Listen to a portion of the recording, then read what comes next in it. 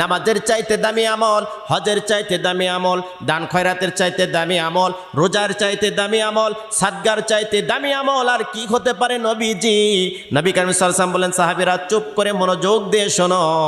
এগুলোর চাইতেও যেটা দামি আমল সেটি হলো দুইজন মানুষ দ্বন্দ্বে জড়িত হয়েছে, ঝগড়ায় লিপ্ত হয়ে গেছে, হতে পারে ভাইয়ে ভাইয়ে, চাচা ভাতিজা, মহল্লার একজন আর একজন, বন্ধু বন্ধু,